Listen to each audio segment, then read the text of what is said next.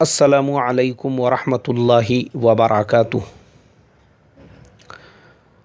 محترم بھائیوں، بزرگوں، دوستو، یہ ہمارا اصلاح معاشرہ کا 578واں سبق ہے۔ محترم بزرگوں، ناندیڑ میں لڑکیوں کے مدرسے کے ایک محتمم کے اوپر یہ الزام لگایا گیا کہ مدرسے کے محتمم نے مدرسے میں پڑھنے والی کسی طالبہ کے ساتھ میں زبردستی کی۔ باضابطہ پولیس کیس بنا اور پولیس نے اس محتمم کو گرفتار بھی کر لیا ہے اور فی الحال وہ جیل میں ہے۔ لیکن میڈیکل رپورٹ ابھی تک نہیں آئی ہے، اس لیے میں اس موضوع پر زیادہ کچھ بول نہیں سکتا۔ مجھے آج جو سبق آپ کو بھیجنے میں تاخیر ہوئی اس کی ایک وجہ یہ بھی تھی، میں صبح سے اسی تحقیق میں لگا ہوا تھا کہ کہیں سے مجھے یہ کنفرم نیوز ملے کہ بھائی وہ طالبہ جس کے ساتھ میں زیادتی ہوئی ہے اس کا میڈیکل چیک اپ ہوا یا نہیں ہوا، اس لیے کہ میڈیکل رپورٹ ہی وہ چیز ہے جو دودھ کا دودھ اور پانی کا پانی کرتی ہے۔ کیونکہ کسی پر بہتان لگانا، تہمت لگانا، الزام لگانا یہ ایک دم آسان اور سمپل کام ہے۔ آج کے زمانے میں یہ چیزیں عام ہو چکی ہے۔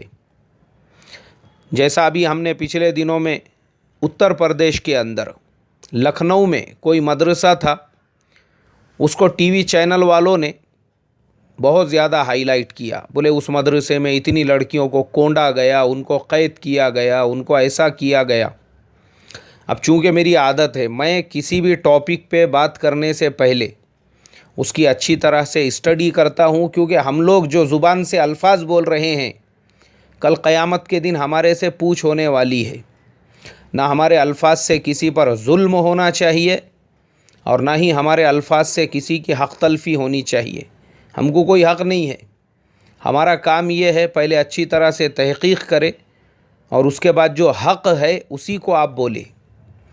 لکھنؤ کے اندر ایک بڑے عالم دین، ملک کے مختلف علاقوں میں ان کے سفر بھی ہوتے، بیانات بھی ہوتے، اور وہ خود بھی بڑے ذمہ دار ہیں۔ ان کا نمبر تھا میرے پاس، میں نے فون کیا ان کو اور وہ مجھے اچھی طرح سے جانتے تھے۔ میں نے کہا حضرت وہ مسئلہ یہ تھا کہ لکھنؤ میں کسی مدرسے کے اندر اس طرح سے بچیوں کو کونڈا گیا، ان کو قید کیا گیا، اس طرح کی خبریں چل رہی ہے اخبارات میں بھی اور ٹی وی چینل پر بھی، اس کی حقیقت کیا ہے؟ تو انہوں نے کہا دیکھو، اصل مسئلہ مدارس کے آپس کے دشمنیوں کا ہے۔ جن صاحب کا وہ ادارہ تھا، اب ان کے جو حاسدین ہیں، مخالفین ہیں، انہوں نے باضابطہ ایک شڑینتر رچ کر، ایک پوری سازش، ایک پورا پروگرام، ایک پورا پلان بنا کر ان کے خلاف میں ایکشن لیا، اور اس کا نتیجہ یہ ہوا کہ وہ بیچارہ ٹی وی چینلوں پر اور اخبارات کے اندر آ گیا۔ تو تحقیق کرنے پر ہم کو پتہ یہ چلا کہ جو چیز دکھائی جا رہی ہے، جو چیز بتائی جا رہی ہے، حق جو ہے وہ نہیں ہے، بلکہ حق یہ ہے کہ یہ حاسدین اور مخالفین کی سازشوں کا نتیجہ ہے۔ تو اسی لیے میں نے ناندیڑ والے کیس میں بھی یہ ضروری سمجھا کہ پہلے میں اچھی طرح تحقیقات کروں، تو میں صبح سے وہی ساری تحقیقات میں لگا ہوا تھا۔ میرے جتنے کانٹیکٹس ہے، یہاں تک کہ جس ایریا پولیس اسٹیشن کے اندر یہ رپورٹ لکھائی گئی، ہم نے آن لائن اس کی بھی پوری طرح سے تصدیق اور تحقیق کی کہ بھئی یہ اصل معاملہ کیا ہے۔ تو نتیجہ یہی نکلا کہ جس بچی کے ساتھ میں یہ زیادتی ہوئی یا جس طالبہ کے ساتھ میں یہ زیادتی ہوئی ہے، اس کی میڈیکل رپورٹ ابھی آنی باقی ہے۔ جب وہ آئیں گی تبھی دودھ کا دودھ اور پانی کا پانی ہوگا۔ میڈیکل رپورٹ اگر آ جاتی ہے اور اس کے اندر وہ محتمم قصوروار ٹھہرتا ہے کہ واقعی میں بھی اس نے زیادتی کی تھی، تو پھر تو ایسے انسان کو سنگسار کر دینا چاہیے، اس کو جینے کا کوئی حق نہیں ہے۔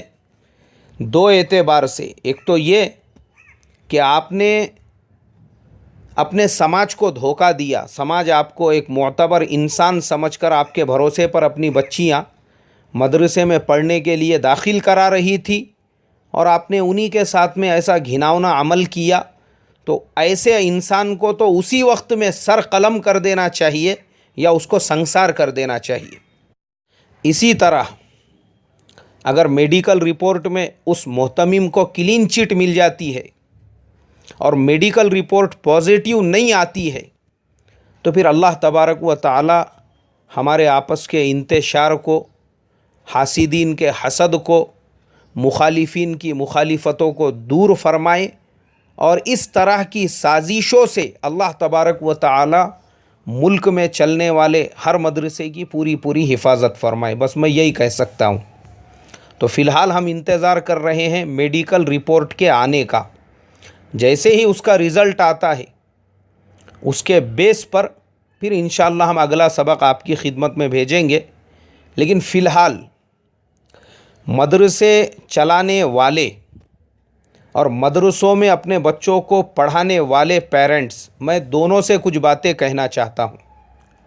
سب سے پہلی چیز، جو لوگ لڑکیوں کے مدرسے چلا رہے ہیں، سب سے پہلی ان کی یہ ذمہ داری بنتی ہے کہ اپنے مدرسوں میں ایسا نظام بنائے، ایسا سسٹم بنائے کہ مدرسے کے اندر مرد کا کوئی عمل دخل ہی نہ رہے، چاہے وہ مدرسہ چلانے والا محتمم ہو یا مدرسے کے عام اساتذہ ہو۔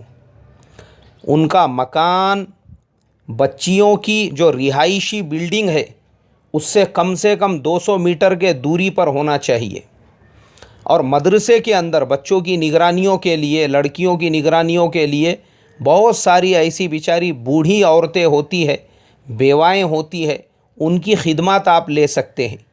مدرسے کے اندر مرد کا کسی بھی قسم کا کوئی عمل دخل نہیں ہونا چاہیے، ورنہ میں دیکھتا ہوں بہت ساری جگہوں پر محتمم صاحب کا آفس خود لڑکیوں کے مدرسے کے اندر بنا ہوا ہے۔ محتمم صاحب کا جوان بیٹا وہ مدرسے کے اندر گھوم رہا ہے، پھر رہا ہے، اس کو معلوم ہے یہ میرے باپ کا گارڈن ہے، میرے ابا جان کا ہی باغیچہ ہے، میرے کو تو پورا حق ہے، میرے لیے تھوڑی اسلام کے شریعت کے پردے کے احکام نازل ہوئے ہیں، وہ تو سب دوسروں کے لیے ہے۔ تو محتمم صاحب کے فرزند ارجمند خود مدرسے میں داخل ہو کر ایک کمرے کی جانچ کر رہے ہیں، نامحرم لڑکیوں کو دیکھ بھی رہے ہیں۔ تو اس طرح سے مدرسوں کے اندر یہ مسائل پیدا ہوتے ہیں، چاہے مدرسے کے محتمم کا باپ ہو یا محتمم کا بیٹا ہو یا خود محتمم کیوں نہیں ہوتا ہو، بچیوں کی جو رہائشی بلڈنگ ہے اس سے دور اس کا آفس اور اس کا مکان ہونا چاہیے، یہ ضروری ہے۔ اور دوسری سب سے اہم اور ضروری چیز وہ ہے کیمرے۔ ہمارے آج کے زمانے میں کیمرہ ایک ایسی چیز ہے، گورنمنٹ نے بھی آج جگہ جگہ پر کیمرے لگائے ہوئے ہیں۔ کسی کمپنی میں آپ جائیے، وہ کمپنی کے روڈ سے، جہاں سے کمپنی کا روڈ شروع ہوتا ہے وہاں سے لے کر تو اس کے ٹوائلٹ اور باتھ روم تک ہر جگہ پر کیمرے لگے ہوئے ہیں کہ کون باتھ روم میں جا اور آ رہا ہے وہ بھی اس کیمرے کے اندر کیچ ہوتا ہے۔ پھر ابھی تک ہمارے مسجدوں میں، ہمارے مدرسوں میں کیمرے کیوں نہیں لگے؟ ہر جگہ پر کیمرے ہونا چاہیے۔ کیمرے ہونے کی وجہ سے ایک تو آپ کے مدرسے کی سیکیورٹی بھی رہیں گی، اور دوسرے یہ دودھ کا دودھ اور پانی کا پانی جو ہے وہ اسی وقت میں کلیئر ہوگا کہ بھئی لڑکیوں کے عمارت کی طرف یا ان کے بلڈنگ کی طرف کون جا رہا تھا اور کون نہیں جا رہا تھا۔ ضروری ہے آج کے حالات کے اعتبار سے ہر مسجد میں کیمرہ ہو، ہر مدرسے میں کیمرہ ہو، چاہے وہ لڑکیوں کا مدرسہ ہو یا لڑکوں کا مدرسہ ہو، ضروری ہے یہ۔ تو اس کے لیے لڑکیوں کے جو مدرسے چلانے والے محتمم اور ذمہ داران ہیں ان سے میں نے یہ عرض کر دیا کہ مردوں کا عمل دخل اس مدرسے کے اندر دور دور تک بھی ہونا نہیں چاہیے۔ اور ایک مسئلہ ہے ان لڑکیوں کو پڑھانے کا۔ بعض لڑکیوں کے مدرسوں میں یہ دیکھا گیا ہے جوان لڑکیوں کو جوان مرد اساتذہ وہ پڑھاتے ہیں۔ شرعاً یہ چیز بھی ناقابل قبول اور صراحتاً ناجائز ہے۔ کس اعتبار سے آپ کو یہ حق ملا ہوا ہے کہ جوان لڑکیوں کو ان کے اندرونی مسائل پڑھانے کے لیے، استنجا اور طہارت پڑھ کے مسائل پڑھانے کے لیے، ان کے حیض و نفاس کے مسائل پڑھانے کے لیے، اور آگے کے جو مسائل ہے وہ ساری چیزیں پڑھانے کے لیے ایک جوان مرد وہ جوان لڑکیوں کو پڑھا رہا ہے۔ بالکل غلط بات ہے یہ فتنے جو پیدا ہو رہے ہیں اس کی ایک وجہ لڑکیوں کے مدرسوں میں مرد اساتذہ کا پڑھانا بھی ہے۔ مدرسہ لڑکیوں کا ہے، ان کو مستورات نہیں پڑھانا چاہیے، اور بعض لڑکیوں کے مدرسے کے محتمموں کو میں نے دیکھا ہوں، وہ مرد اساتذہ اس لیے رکھتے ہیں، بولے ہمارے لڑکیوں کے اندر کوالٹی آف ایجوکیشن وہ لڑکوں سے اچھا ہونا چاہیے، ہم کو لڑکوں سے مقابلہ کرانا ہے کہ ہماری لڑکیاں بھی جو ہے تعلیمی اعتبار سے وہ کسی سے پیچھے نہیں ہیں۔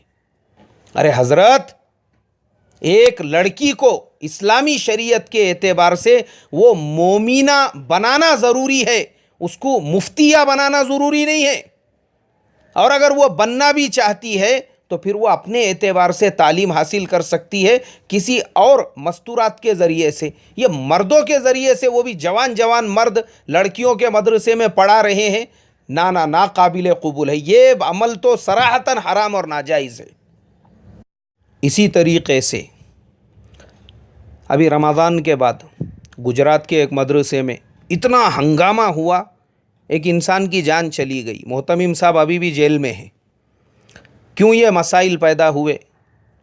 کیونکہ میں خود اس مدرسے میں ہر سال پابندی کے ساتھ پورے اہتمام سے چندہ دیتا ہوں، 2009 سے لے کر ابھی تک، اس سال کے رمضان تک، اس لیے میں نے اچھی طرح سے تحقیقات کی۔ میں بولا بھائی اس مدرسے میں یہ مسئلہ کیوں پیدا ہوا؟ پتہ یہ چلا کہ وہی سارے مسائل، بچوں کے ساتھ میں زیادتی، بچوں کے ساتھ میں زبردستی کے واقعات وہاں پر ہوئے، جس کی وجہ سے وہاں کے کچھ اساتذہ میں اور کچھ پرانے طلباء میں بغاوت پیدا ہو گئی۔ محترم بزرگوں، لڑکوں کا مدرسہ بھی اگر آپ چلا رہے ہیں تو میں آپ کو اس کے تعلق سے بھی کچھ احتیاطیں بتانا ضروری سمجھتا ہوں۔ سب سے پہلی چیز، ہمارے مدارس کے اندر بچوں سے جو جسمانی خدمت لی جاتی ہے، پہلے فرصت میں اس کے اوپر پابندی لگنی چاہیے۔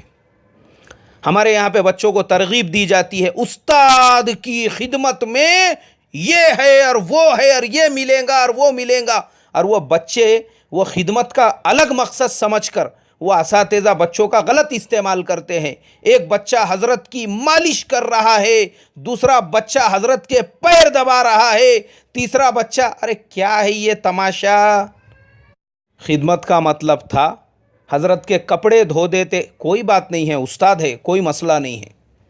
استاد محترم کے گھر پہ پانی بھرتے، کوئی بات نہیں ہے، یہ ہمارے اکابرین سے بھی ثابت ہے۔ استاد کے گھر پہ بھاجی ترکاری لے کر آ جاتے، استاد کے گھر کا گوشت لے کر آ جاتے۔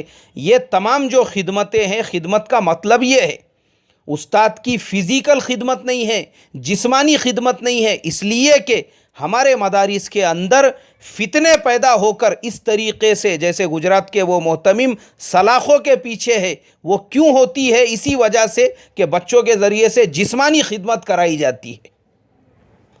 اس لیے ہمارے مدارس میں میری آواز جس مدرسے کے ٹرسٹ کے پاس، جس مدرسے کے کمیٹی کے پاس، جس مدرسے کے ناظم اور محتمم صاحب کے پاس پہنچ رہی ہے، میں ان سے بہت ہی مؤدبانہ اور عاجزانہ درخواست کرتا ہوں کہ حضرت آج ہی اپنے اساتذہ اکرام کی میٹنگ لے کر سختی کے ساتھ اپنے مدرسے میں اس عمل پر پابندی لگائی جائے کہ مدرسے کا کوئی بھی استاد وہ بچوں سے جسمانی خدمت نہیں لے گا۔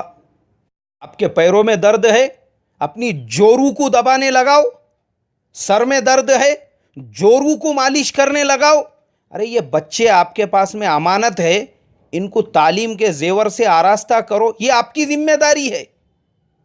اس لیے محترم بزرگوں، چاہے مدرسہ لڑکیوں کا ہو یا لڑکوں کا ہو، یہ چند باتیں جو احتیاطی مجھے ضروری لگی میں نے آپ لوگوں کے سامنے رکھ دیا، اس لیے کہ یہ جو مسائل ہے، جیسے ابھی ناندیڑ کے اندر اتنا بڑا مسئلہ پیدا ہو گیا کیونکہ غیروں کو موقع ملتا ہے. اب وہ کیا حقیقت ہے، کیا صحیح ہے، کیا غلط ہے، وہ تو میڈیکل رپورٹ آنے کے بعد پتہ چلے گا، لیکن اس سے پہلے ہی نیوز چینلوں کے اوپر، مراٹھی پیپروں کے اندر، اردو اخبارات کے اندر، کیونکہ جو لوگ علماء کے، مدارس کے، مسلمانوں کے دشمن ہیں، وہ موقع کی تلاش میں رہتے ہیں اور ایسی چیزوں سے ان کو موقع ملتا ہے.